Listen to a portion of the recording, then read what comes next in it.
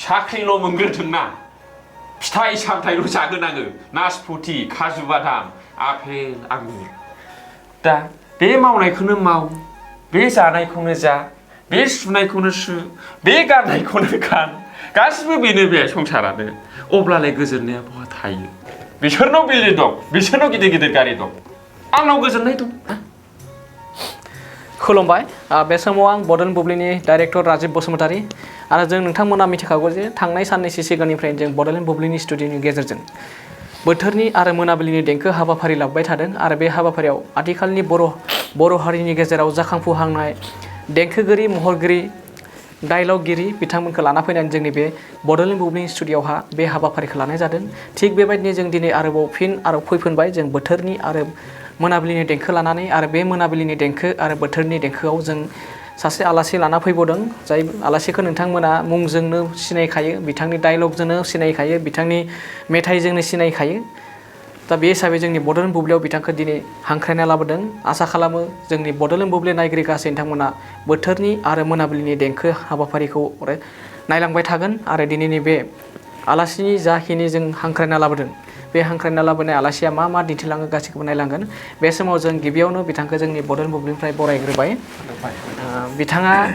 सोर गासैबो नोंथांमोना मिथिखाबाय बिथांनि फेसखौ नुनानैनो बिथांनि मुंखौ खोनानानै नोंथांमोना सिनायखाबाय जानो हागौ थेवब्लाबो जों बिथांनिफ्राय जों मिथिनो नाजानि बे समाव जोंनि बड'लेण्ड बुब्लि नायगिरि गासै बिथांमोननिसिम नोंथाङा गावनि सिनायथिजों लोगोसे फंनैसो बाथ्रा बुंनो थाखाय खावलायनाय थाबाय आं प्रेक्टिकेल बसुमतारी आंनि आंगो गामिया मागथाइगाव होनो गसाइगाव साब डिभिजननि सिङाव थानाय क'क्राझार डिस्ट्रिक्टआव बे समाव बयबो मिथिखागौ नोंथाङा सासे मस्ट पपुलार जोंनि बर'नि गेजेरावहा जाखांफुहांनाय बर'नि गेजेराव उथिखांहांनाय सासे डायलग खालामग्रा आरो मेथाइ खनगिरि शर्ट मुभि खालामनाय एलबाम गानायावहा बयबो मिथिखायो बेबायदिनो जों दिनै बिथांखौ लानानै जोंहा बड'लेण्ड बुब्लिनि स्टुडिअआवहा बोथोरनि आरो मोनाबिलिनि देंखोखौ जों आगान सुरलांबाय थागोन एबा जागायलांबाय थानोसै बिदिब्ला जों जागायलांनोसै दिनैनि बे हाबाफारिखौ दा बेयावहा फिन आरोबाव नोंथांखौ बरायबाय दा नोंथाङा जे दिनै प्रेक्टिकेल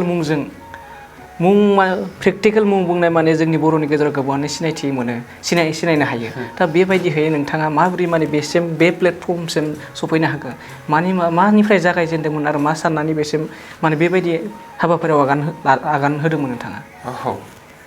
आङो जेब्ला हाइ स्कुलनिफ्राय फरायबोदों जेनेबा हाइ स्कुल लेभेलनिफ्रायनो आंहा बिदि कालसाराव जोबोद इन्टारेस्टेड खामोन आरोखि ओमफ्राय जेब्लानाखि 2013-14 बेयाव आङो एसएस फार्स्ट इयार डिग्रि फरायजेनहांबायमोन आरोखि एसएस आव हाबजेनबायमोन बै दिननिफ्रायनो आंहा मोनसे सिमां दंमोन आरोखि 14-15 आव आं डिग्रि हाबजेनदों नालाय 2015 आव बेयावहाय आंहा मोनसे सिमां दंमोन आरोखि मुम्बाइनि कापिल शर्मा श'आव बिराद थांनो आरोखि हेल्पार माने एखेबारे मेन कमेडियानाव नङाब्लाबो एसिस्टेन्ट कमेडियान बिथांमोननोथ' गोबां नांगौ नालाय आंहा बे मोनसे गिदिर सिमां दंमोन आरोखि दा बैयो कयेकथा आंनि फेमिलि प्रब्लेम आरो पार्सनेल प्रब्लेम बायदि रोखोमनि थाखाय जाफुङाखिसै ओमफ्राय आङो मुम्बाइआवबो थांनो हायाखिसै आरोखि दिनैसिम आं मुम्बाइखौनो नुहैयाखै थांखिया थाबाय थादों थांखियाथ' दङ दासिमबो दङ ओमफ्राय गोबांथार फाइनान्सियेल प्रब्लेमजों आं भुगिबोनांनाय मानसि नालाय आंनि फेमिलि बेकग्राउन्डनि फाइनान्सियेल माबाफ्रा थिग नङामोन आरोखि बिराद खस्थ'जों फरायबोबाय ओमफ्राय बिदिनो दा नैबाव आरोखि बै सिमाङा जाफुङाखिसै सिमां गिदिरा दा जों आंनि आंगो हारिनि गेजेरावनो आङो दा बे कालसार लाइनाव मेथाइजों आरो सर्ट फिल्मनि एक्टिंफोरजों डायलगफोरजों आङो मुखुब जानानै थाबाय आरोखि बे समाव फंबाया फरायनाया दायो फरायगासिनो ना आङो फरायनायखौ दोनथ'बाय आङो फिल'सफियाव ग्रेजुवेट खालामनानै दोनदों आरोखि निस्सय बिथाङा फिल'सफियाव ग्रेजुवेट खालामनानै दोनबाय फरायनायाबो बिथाङा कमप्लिटखौ होनना बुंजागोन दा बिथाङा माबायदि बेसिम सफैखो आरो मा थांखि लानानै दङ बिथाङा दासिमबो बिथाङा गावनि थांखिखौ नागाराखै नारा नाथाब्लाबो नाजागासिनो नाथाय नारा नाथा नाजानायनि गेजेरजोंनो बिथाङा गोबां मुं खामायनो हादों नोंथांमोनाबो मिथिगौ स' बे समाव बड'लेण्ड बुब्लि नायगिरि गासै नोंथांमोनखौ बे समाव जोंनि बे हाबाफारिखौ नायलांबाय थानो थाखाय जों खावलायबाय फिन जों बेबायदिनो जागायलांबाय थागोन दा नोंथाङा गिबि हिसाबै माबे नोंथांनि श'आवहा दा नोंथाङा रोजाबोबो नङा होमबा मेथाइ खनो बेजों लोगोसे नोंथाङा कमेडियान खालामो कमेडि खालामो स्टेजफोरावहा दा माबे मोनसेनिफ्राय बांसिन नोंथाङा मिथिजानाय जादों गिबि माबाया माबे मोनसेयामोन? आंना फार्स्ट आंनि ससियेल मिडियायाव भाइरेल जानाय भिडिअ'आनो जाहैबाय बै मोनसे शायरि दंमोन आंहा दिनै गाबोननि सिख्लाफोरनि खानाय बारान्दा लानायनि ओंथियालाय आंखौ प्रप'ज खालाम बेफोरबायदिनो खालामसै बिसोर सेंग्राफोरखौ गावसोरनि गलाम होननाय मोनसे बे 2014 आवनो भाइरेल जादों आरोखि बे समाव जोंहा ससियेल मिडिया जोंनि बर'नि गेजेराव गैयायानोमोन आरोखि खोब खममोन आरो इउटुबखौनो बारा सालायनो हायामोन मानोना नेट पेक आरो रिसार्चफोरनिबो बिराद प्रब्लेममोन ओमफ्राय स्मार्टफन गैयामोन बे अनलि फेसबुक सालायनो हायोमोन आरोखि एसे बे फेसबुकआव बे बिराद भाइरेल जादों ओमफ्राय बे दिननिफ्रायनो आं मोनसे थांखि लादोंमोन आरोखि आंबो बे कमेडियानजों आङो जिउ राहा दानो हागोन खोमा गोजौआव नङाब्लाबो गाहायाव जेरावखि मोना मानो आं प्लेटफर्म खालामनानै आङो सोलिलांनो हागोन खोमा होननानै आंहा बै समनिफ्रायनो 2013-14 निफ्रायनो आंहा मिजिं दंखायोमोन आरोखि आंहा खुनु साख्रि बाख्रिनि माबा धान्दा गैया आरोखि आं दिनैसिमबो खुनु साख्रिखौ आं एप्लाइ खालामफेराखै आरोखि आंना एखेबारे टारगेटआ बेल'खा आं बेजोंनो जागोन थारमाने आरोखि माबा मोनसे एक्टिं खालामनानै माबा मोनसे डायलग होनानै बा माबा मोनसे खननानै आरोखि नैबे खुगाजोंनो आङो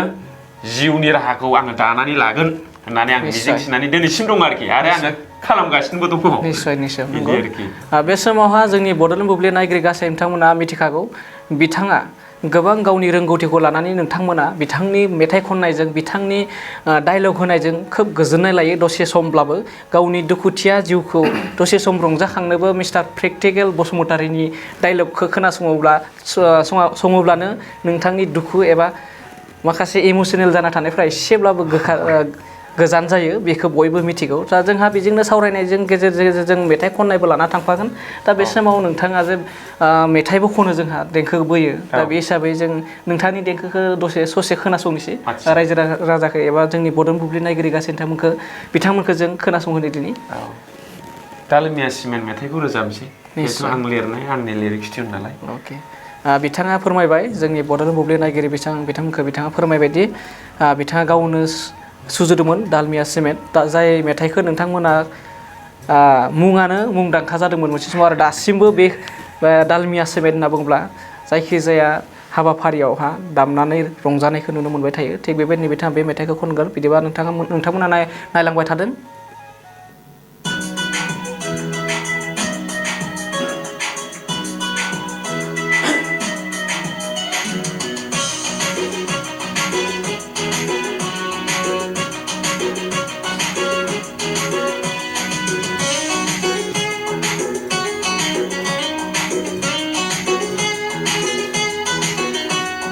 Dalmia Simenjen,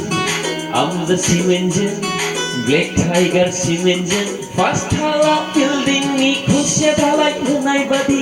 bayang nagisekhu, sana, bayang nagisekhu. Dalmia Simenjen, I'm the Simenjen, Black Tiger Simenjen, Fast Hala building ni khusya dalai hunai badi. Bayang nagisekhu, sana, bayang nagisekhu.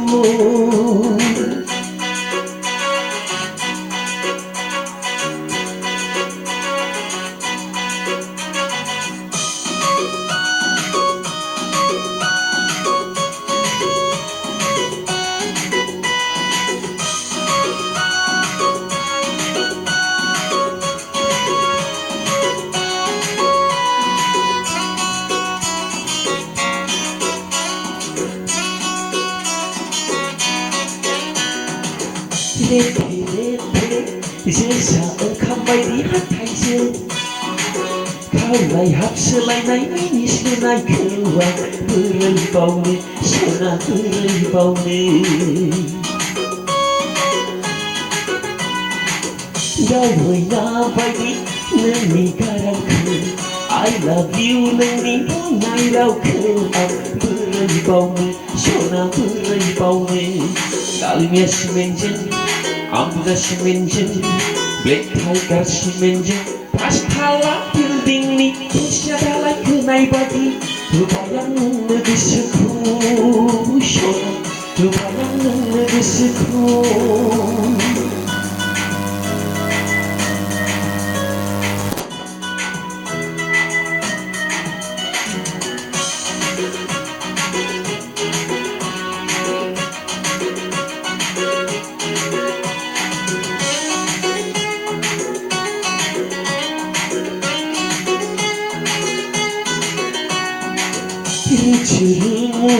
रायजो जालांगोन कालार टिभि बायदि दोनथारगोन आं नोंखौ सना नोंखौ आलो आलो संसार जालांगोन उन्दै सानै लाना small family happy family Dalmia सिमेन्टजों आमुदा सिमेन्टजों ब्लेक टाइगार सिमेन्टजों पासथाला बिल्डिंनि खुन्थिया दालाय होनाय बादि होबाय आं नोंनो गोसोखौ सना होबाय आं नोंनो गोसोखौ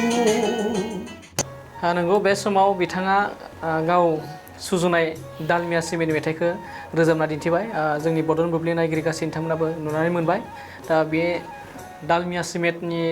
जा मेथाइ बेखौ बयबो मिथिगौ आरो बेजों गोबां नोंथांमोना रंजायो बे मेथाइखौ लानानै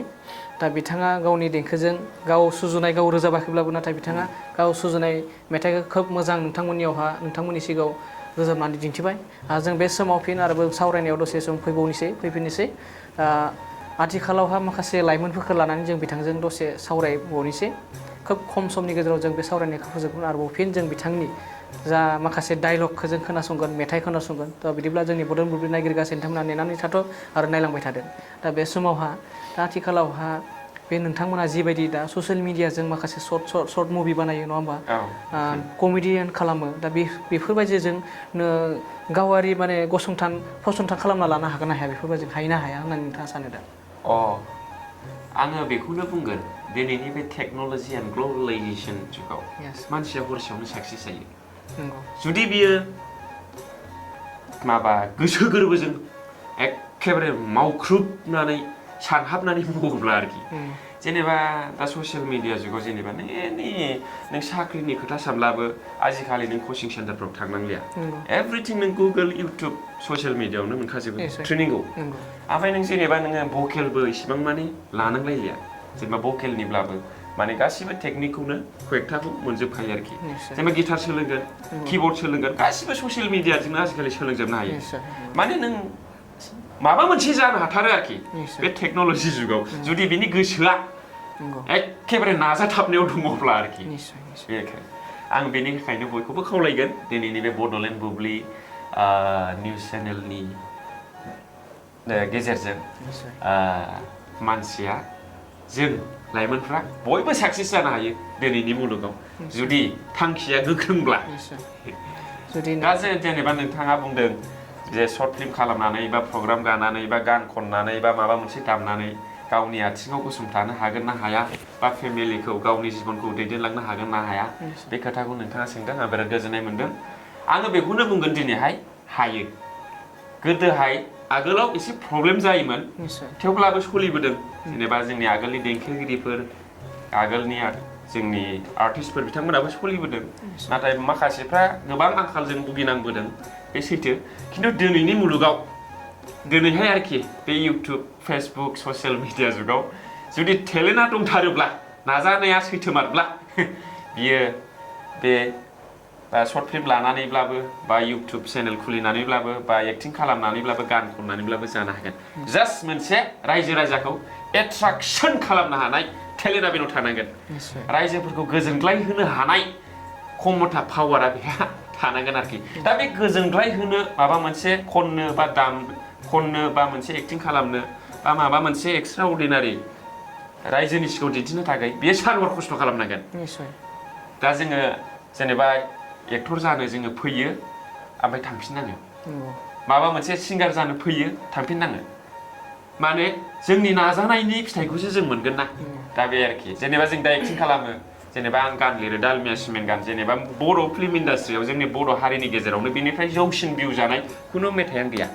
आं बेखौ खनाखैब्लाबो मा जानो माइदियाथ' आंनि ना नंगौ ना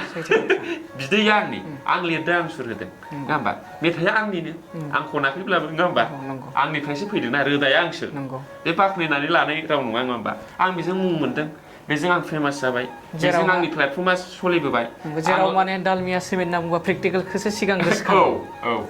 दा बिनि गेजेरजों आं सर्ट फिल्माव हाबबोगासिनो दङ जेनेबा जों एक्टिं खालामदों जों ओरैनो जायाखै आरोखि बेयाव ओरैनो जों एक्टिं खालामदों ओरै सिम्पोल वेजों जायाखै आरोखि बिराद खस्थ' खालामनांगौ सानहाबनांगौ जेनेबा स्क्रिप्ट डाइरेक्सन आं दा होयो सर्ट फिल्माव जेनेबा ब्रेन्डेड डायलगफोर गोसोखांनांगौ जायो बेखौ बुंबा बै मा जाहैगोन बेखौ बुंबा मा सानहैगोन एखमबा समनि गेजेराव ओंखायनो मिस्टेक डायलगबो हाबनो नागिरो ओरैबादि मोनसे क्रिटिकेल माबा जायोना बिदि आरोखि दा रायजोफ्रा बायसान्सआव माबा मोनसे डायलग उसुबिदा ओंखारोब्ला बेखौ गुबुन साननो नाङा मानो होनबा बे एक्सिडेन्टेल जायो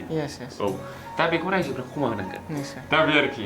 दा ओंखायनो आंनि बुंनांगौआ बेनो दानि जाखांफुनाय लाइमोनफोरनि थाखाय आं बेखौनो मेसेज होनो नागिरो I would like to give a message to our youths of our Bodo society अन्नानै नाजानायखौ खम दा खालाम दिनै नाजाबायबा नों गाबोन देरहाबाय आरोखि साक्सेस जाबाय आं बेखौ खावलायबाय आरोखि निश्चय नोंथांनि बायदिब्ला जेनेबा आथिखालावहा ससियेल मिडियाजों खालि माने मेथाइनि गेजेरजोंल' नङा बा कमेडियान खालामनायनि गेजेरजोंल' नङा बेयावहाय माखासे सोलोंथाइबो लानो हायो नङा होमबा बायदि रोखोमफोर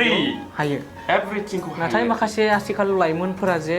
बै ससियेल मिडियाखौनो माखासे गोरोन्थि लामायावहा लानानै थाङो दा बेखौ मा बुंगोन दा नोंथां दाथ' आं बेखौ मा बुंनो हाबावनो जिखुनु माने गोरोन्थि लामायाव बे माने गावबा गावनि साननायजोंसो गावनि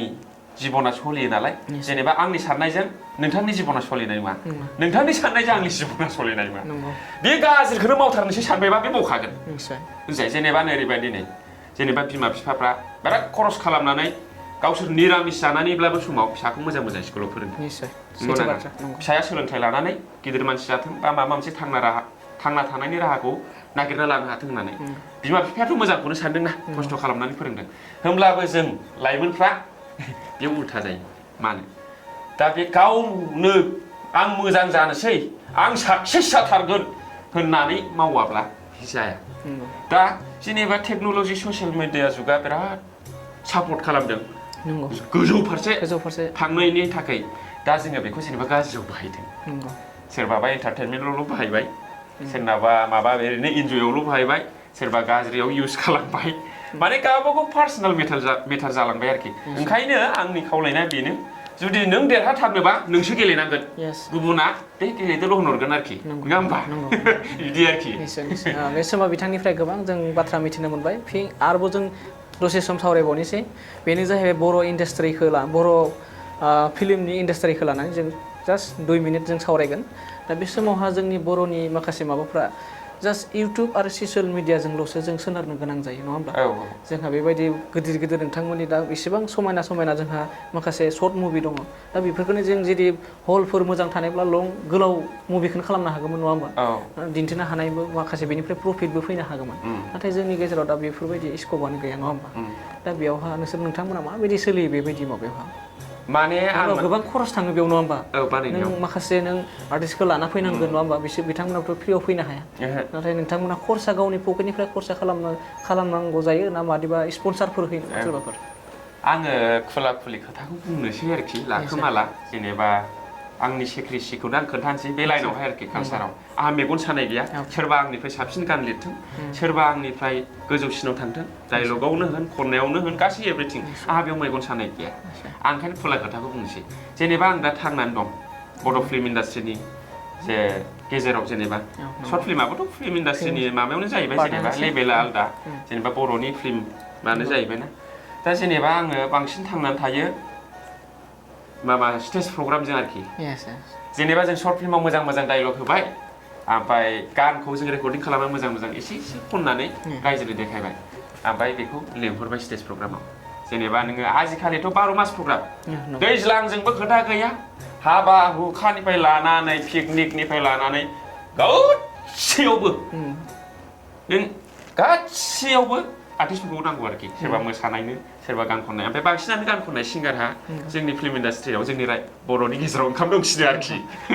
सिंगार आरोखि माने सिंगारखौ बांसिन हामलायो नालाय रायजोफ्रा जेराव जे आथिखालावहा बिटिसिआव माने प्रग्रामानो जोबनो थांला होननानै मोनसे बाथ्रा सावरायजानायबो ओंखारबाय नङा होमबा बेयो सैथोखा प्रग्रामा खिन्थु गुबुन स्टेटआवबो जायो गुबुन कान्ट्रियावबो जाजोबो दा जोंनियावबो सिगां जायामोन बे ससियेल मिडिया जुगाव जाबाय हाबानिफ्राय दा आजिखालि नायदो नोङो हाबायावबो आर्टिस्टफोरखौ लेंहरसै गान खननो आं अनेक प्रग्राम गाबोबाय आरोखि हाबायावबो बेनो फुजानो बैसागु college program college week program college freshmen social day हाबाब गासैयावबो दा आर्टिस्टफोरखौ लिंहरो आर्टिस्टफोरखौ लिंहरनाय माने आर्टिस्टफ्रा थांना थानाय राहा मोननाय एक नाम्बार सिंगार बड' फिल्म इन्डास्ट्रियाव थांना थागोन ओमफ्राय आं बेखौ खावलायनानै बुंखाबाय आरोखि आं सेक्रेट खोथाखौ बुंदों ओमफ्राय आङो जेनेबा सर्ट फिल्म खालामो आं कन्ट्रेक्टआव मानो आं 1,000 मावनो हागोन होननोसै आं बे प्रडिउसारनिफ्राय फैसाखौ गथा लानोसै दा आर्टिस्टफोरखौ लिंहरनोसै एसे राननोसै केमेरामेन लिंहरनोसै एसे राननोसै ओमफ्राय आंनो एक्टिं खालामनानै स्क्रिप्ट डाइरेक्सनखौ होनोसै आरोखि जेसेबां आग्लायो आंनाव बिदि आरोखि जे आं बेसेबां मोनो बेखौ आं खोन्थानो हानाय नङा ओमफ्राय आंनि स्क्रिप्ट डाइरेक्सन नङाब्लाबो गुबुना एक्टिं खालामनो लेंहरो सर्ट फिल्म बेयावहाय जोङो लायो हाजिरा सिस्टेम लायो जेनेबा सानसेयाव 3,000 2500 लायो आरोखि सानसेयाव दा सप्तायाव जोङो खनब्रै खालामो मासाव माने प्रफेसनेल नङाब्लाबो जेनेबा बेबायदिनो जोंनि बर'नि माखासे माबाफ्रा सोलिनांगौ जायो आं खुला खोथाखौ आं बुंबाय आरोखि ओमफ्राय बेनो आरोखि मेन इनकाम सर्सआ स्टेज प्रग्राम निश्चय बिथाङा फोरमायबाय आथिखालावहा माखासे जाखांफुहांनाय महरगिरि देंखोगिरि बिथांमोना माबोरै सोलियो माबोरै माबायो आरो माबोरै साक्सेस जानो हायो बिथाङा जोंनि बे बड'लेण्ड बुब्लि स्टुडिअ'आव फैनानै बिथाङा फोरमायदों आरो आसा खालामो जोंनि बड'लेण्ड बुब्लि नायगिरि गासै नोंथांमोना आरो लाइमोनफोरा स्पेसियेलि जोंनि लाइमोनफोरा बिथांनिफ्राय खोब सोलोंगोन आरो मिथिनो नाजागोन आं आसा थादों दा जोंहा बेनि गेजेरजों जोंहा मेथाइ खननायबो लांफाबाय थागोन आरो बिथाङा बांसिन जोंहा फेमास नांबा मेथाइनि अनगायै डायलगावहा बांसिन फेमास प्रेक्टिकेल बसुमतारी होनना बुङोबा माने आं माने बुंनांगोन जे सैथो बाथ्राखौ आं गावबो नायो नोंथांनि माबाखौ माखासे माबाखौ दा फिन जों नोंथांनिफ्राय आं माने खाथियावहा दिनै माने गिबि खेब नोंखौ लोगो मोनदों आंजोंनो लोगोसे दा बे हिसाबै नोंथांनि प्रेक्टिकेलि नोंथांनि खुगानिफ्राय आं खोनासंनोसै माने बयनिख्रुइबो बेस्ट नोंथांनि डायलगखौ दा बिदिब्ला जा नायलांबाय थादो जोंनि बड'लेण्ड बुब्लि नायगिरि गासै नोंथांमोना बिथांनि बयनिख्रुइबो साबसिन डायलगखौ बेस्टखौथ' आं बुंनो रोंनाय नंला जेनेबा डायलगखौ होबोबाय सिगांबो कलेज फरायनाय समावबो बिराद स्टेज प्रग्रामफ्राव डायलग होयोमोन आरोखि औ ओमफ्राय गोजोननाय मोनो आंनो गावनो गोजोननाय मोनो जेनेबा डायलग होनानै सोरबा मिनिब्ला बैनि मिनिनाया आंनाव रिफ्लेक्सन जायो बे मिनिस्लुबाय नै बेखौ नुनानैनो आं उल्था गोजोनो आरोखि आंहा दुखु थाब्लाबो आं गोजोनो दा ओंखायनो बे खामानिखौ आं बिराद मोजां मोनो ओंखायनो जेरावखि थाया मानो जेखि खालामा मानो एसे मिनिथावना बाथ्रा बुंनो आं मोजां मोनो आरोखि दा बे आरोखि बिदिब्ला जागायलांदो नोंथाङा गावनि जिखिनि डायलग जा हायो एसे जोंनि बड'लेण्ड बुब्लिनि नायगिरि बिथांमोननियाव दसे नोंथांनि डायलगखौ खोनासंनानै गोजोननाय लादो आदसा दा जेनेबा आङो दा सर्ट फिल्माव डायलग होबाय थादों जेनेबा रायजोफ्रा बिराद अनसायदों आं बिराद गोजोननाय मोनदों जेनेबा साख्रिल' मोनग्रोथोंना फिथाइ सामथाइल' जागोन आङो नासपति काजु बादाम आपेल आंगुर बेफोरो जोंनि बर' लाइमोनफोरनि गोरबो बिखायाव रोदा हाबदों आरोखि बे डायलगफ्रा आरोखि ना साख्रिल' मोनग्रोथोंना फिथाइ सामथाइल' जागोन आङो नासपति काजु बादाम आपेल आंगुर बिराद मोजां मोननायखौ आं नुदों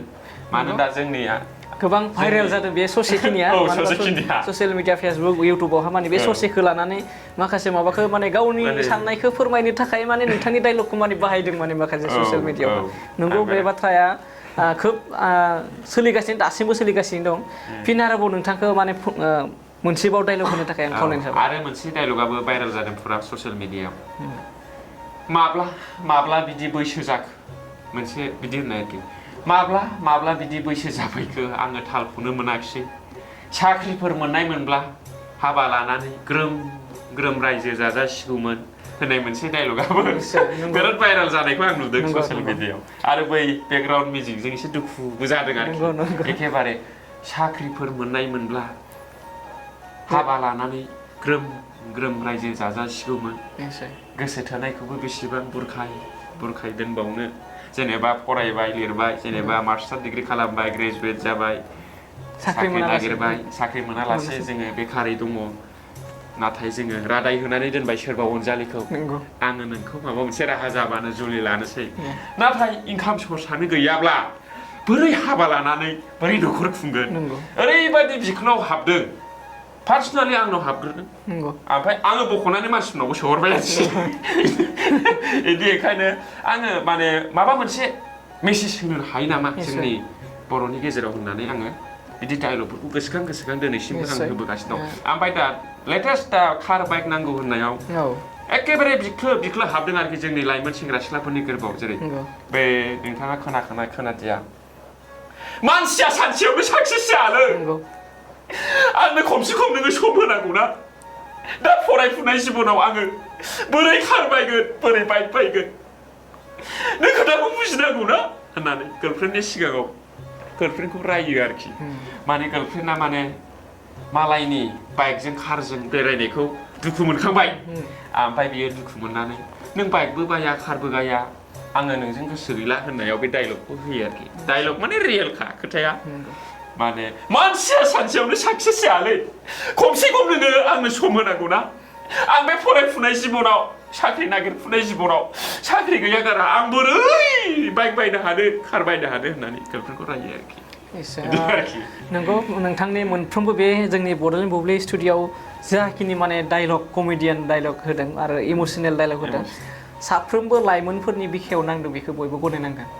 आंबो गनायो मानो होनब्ला बे साननैसोनि गेजेराव बे साननैसोल' नङा नोंथाङा जाखिनि डायलग होयो बै डायलगनिफ्राय मोनसे सर्ट मुभिनिफ्राय मायाबा मोनसे प्रेक्टिकेल बसुमतारिनिफ्राय जे मायाबा मोनथारगोन बेखौ बयबो मिथिखायो दा बे नोंथांमोना दा हमना ला आथिखाल लाइमोन दा माखासे मोजां गोसो थोलायनायजों माने सिख्लाजों माने गारलायलायनाय जानाय अबस्थाफोरावहा बेफोर डायलगखौ माने गोबां ब्रेकआप जानायनि समावहा गोबां बाहायनायखौ नुनो मोन्दों खोब गोजोननायबो लादों नोंथांनि बे डायलगनियाव मेथाइ खननायावबो दा बयबो मिथिखागौ बिथां प्रेक्टिकेल बसुमतारिया मेथाइजों लोगोसे बिथाङा बांसिन फेमाससिन होनना बुङोब्ला माने बिथांनि डायलग बिथाङा फरायसा समनिफ्रायनो स्कुल समनिफ्रायनो गोबां डायलग होबोदों नोंथांमोना सिनायबोदों दा बिथाङा गावनि नाजानायजों एक्सट्रा एक्टिभिटिसजों लोगोसे बिथाङा बेफोरखौबो लाबोदों मानो होनबा फरायनायजों लोगोसे बिथाङा लाबोदों फरायनायखौबो गाराखै बिथिं पार्टखौबो लाबोबाय थादों नङा होमबा दा खोब साक्सेसफुल होनना बुंनो हानांगोन मानो होनब्ला बिथांनि सिमाङानो बे गुबुन आलादा जेबो नङा दिनैसिम बिथाङा गोबां साख्रि एप्लाइ खालामनानै दिनै मोननोबो हागौमोन नङा होमबा बिथाङा खालामाखै नाथाय बिथांनि एम एन्ड अबजेक्टिभफोरा बिथांनिया आलादा माने मिशनारि भिजना बयबो जुदि सांग्रां जायोब्ला बे अरायसम जाफुंसार जागोन मोनसे ना मोनसे लेभेलथिं सहैगोन नङा होमब्ला 100% नङाब्लाबो बिनि एसे माबा सहैयो नङा होमब्ला गावनि साननायफोरा जुदि थांखिफोरा जुदि स्ट्रंब्ला गोख्रोंब्ला माने ओरैबायदि नोङो जेनेबा जेनेबा सरकारि जब फिसा फिसौ बा गिदिर हास्थायोब्ला नोङो आइएसनि खोथाखौ सानखानांगोन नंगौ जुदि नोंनि प्रिपारेसना आइएस अफिसारनि जाखानायमोनब्ला बै इन्सपेक्टरनो बबेबा एग्रिकालसार अफिसाव मावनायनो बबेबा ब्लकआव मावनायनो बबेबा डिस्ट्रिक्ट अफिसाव मावनायनो गोरलै बाथ्रा नों गिदिरखौनो सानखाबायबा बै जायाब्लाबो नैबे जाफैखागोन जेनेबा आंनि थांखिया कापिल शर्मा श'आव एक्टिं खालामनायमोन दा आं बड' फिल्म इन्डास्ट्रियाव गोगोमै मावदों होननांगोन आरोखि ओरै मोनायाव प्रग्राम गानाय ओरै सानावहाय शुटिं खालामनाय ओरै बायदि रोखोम आरो आंनि पार्सनेल इउटुब चेनेल दं आं बेयावनो बेस्थ' आरो आं बेजोंनो जागासिनोबो दं सासे कलेज इउनिभारसिटियाव मावग्रा लेक्सारारफ्रा जेखौ जायो आंबो बेखौ जायो बिसोरनावबो गारि दं आंनावबो गारि दं बिसोरबो फैसा मोनो आंबो फैसा मोनो बिसोर मान्थलि मोनो जों डेलि मोनो आङो बेखौ सेक्रेट खोथाखौनो आं बुंफ्रुनानै होबाय आरोखि माने किडनेप खालामजानो गियालासिनो बुंबाय आरोखि मानोना मा होनो जेनेबा दाबिनाय माबानाय आं खुला खोथाखौ बुंबाय आंनाव खुनु मेगन सानाय गैया आंनिफ्राय सोरबा मोजांसिन ओंखारोब्ला आंहा बेयाव मेगन सानाय गैया मानो होनबा दिनैनि मुलुगाव मेगन सानायनि जुग दिनै नों गारि बायदोंब्ला जुदि गोसोआनो बेहा मोजां नङाबा बेखौ मेगन साबाय दिनैनि मुलुगाव ओरैबायदि सेल्फिशनेसआ बांसिन माने अननाय होननाया गोमालांबाय आरोखि मानसिनि गोरबोनिफ्राय जोंनि गोरबोनिफ्राय आरोखि अननाय होननाया गोमालांबाय जेनेबा गावनिखौल' सानगोन आरोखि गाव फेमास जानांगौ गावल' मोननांगौ गावनि रोंनायखौल' देखायनो मोननांगौ गावनि साननायजोंल' सोलिनांगौ नै बेल' आरोखि दा बेनिखायनो आंनि बुंनाया बेनो जेसेदिन नों मालायखौ मेगन सागोन एसेदिन नोंनाव असान्थिया साग्लोबगोन आरो जाफुंसारनाय नङा जाफुंसारब्लाबो बिनि जिबनाव मोनसे गोजोननाया थानाय नङा जेनेबा बैखौ मेगन सानायानो नोंनाव 24 घन्टा थाबाय बबावथो गोजोननायनि फिलिंआ फैनो बेनावलाय दा ओंखायनो मालायखौ मेगन सानाय माने बे केन्सार रग बायदि आरोखि मोनसे बोरैबा जुदि बै गावनिफ्राय साक्सेससिन जाहैसिनबा आरो बेयावबो दिखार नांसिननोसैलाय बियो ओंखायनो जों मेगन सानायखौ बन्द' खालामनांगौ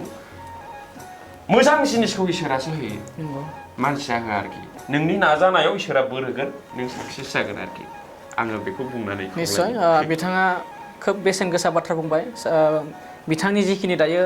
बिबुंथि होनानै एबा बुंथिलांदों बिथांनि बे बुंथिया गासैबो लाइमोनफोरा खोब सोलोंनो गोनांथि बाथ्रा दं होनना आं सानो मानो होनोब्ला जोङो नाजानाय बैसोआवहा जाखिनि नाजानो हानाय बैसो दं बै समावहा मोनसे गिदिर बाथ्राखौनो सानखानानै दोननांगौ नङा होमबा जेरै नोंथाङा बुंदों माने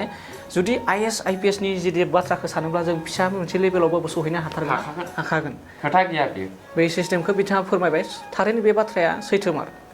बे समाव जोबथा समाव जों फिन बिनिफ्राय बिथांनिफ्राय मिस्टार प्रेक्टिकेल बसुमतारी बिथांनिफ्राय जों एबा आं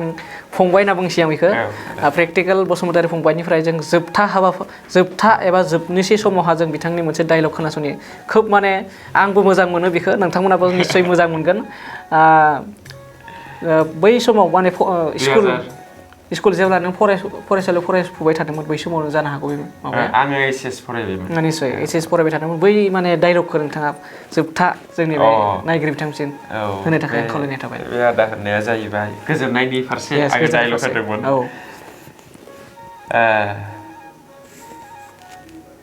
मोनसे ओरैबायदि आं होनदोंमोन आरोखि जेनेबा गोजोननाया बहा थायो रायजोफोर दा गोजोननायखौ लानानै जों सुबुं माहारिफ्रा गोबां खामानिखौनो मावो दा आसलथे गोजोननाया बहा थायो आं बेखौ फोरमायनो नागिरदों रायजो राजा नोंथांमोन होननानै जे डायलग होयो आरोखि दा बे मावनायखौनो माव बे जानायखौनो जा बे सुनायखौनो सु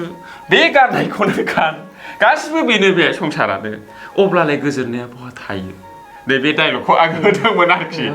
रायजोफोर गोजोननाया जेरावबो थाया गोजोननाया मोनसे जायगायावल' थायो बेनो जाबाय अननाय हेफाजाब होलायनाय आरोखि आं बेखौ होनदोंमोन आरोखि जेनेबा ओरैबायदि जेनेबा नोङो सोरबा गैयै मानसिखौ नोङो 10 थाखा हरनानै बेनि आखायाव होनो हायोब्ला नों गावखौनो गोथार मोनफ्लांगोन आरोखि दा बेखौसो आं फोरमायनो नाजादों आरोखि बे डायलगनि गेजेरजों मानो होनबा जेनेबा गोजोननाया बेयावसो आरोखि मानसिफोरखौ हेफाजाब होनायावसो जेनेबा ओरैबायदि नोंहा गोबां बिल्डिं थानो हागौ गारि घोड़ा थानो हागौ थाखा फैसा हा हु गासिबो थाजोबनो हागौ गोजोननाया गैयाबो जानो हागौ ना सासे अट' ड्राइभारा ओरैबायदि डायलग होदों आरोखि डायलग नङा रियेलखा खोथाया बिसोरनाव बिल्डिं दं बिसोरनाव गिदिर गिदिर गारि दं आंनाव गोजोननाय दं बिदि होदों आरोखि बिसोरो उन्दुनो ओंखारा जाहैबाय आरोखि बिदि होननानै डायलग होदों दा गोजोननाया बयनावबो थाया माने ओंखायनो गोजोननाया आं बैयावसो जे नोङो मालायखौ हेफाजाब होयोब्ला होमब्लासो गोजोननायनि फिलिंआ ओंखारबोयो बिखायाव दा ओंखायनो जोङो गुबुननो राहा होनाय गुबुनखौ अननाय गुबुनखौ सहाय होनाय गुबुनखौ थुलुंगाखांहोनाय गुबुननो सहाय होनाय रांजों बोसोनजों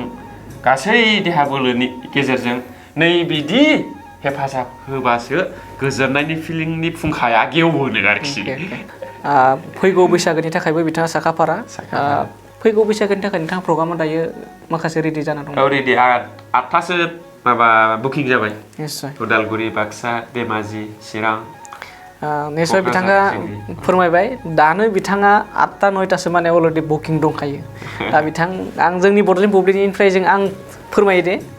बिथांखौ बयबो जोंनि बर' हारिनि गेजेरावहा बर' हारिनि सुबुंफोरा बिथांखौ मदद होगोन बिथांनि जिखिनि थांखि जोंनि बर' हारिनि हारिमुखौ बिथांमोना फोथांना लाखिदों आरो फोथांना लाखिबाय थागोन आरो बिथांनि बे फोथांना लाखिनाय बिथांमोननि जाखिनि फोथांना लाखिनायनि थाखाय हारिमुनि थाखाय खामानि मावदों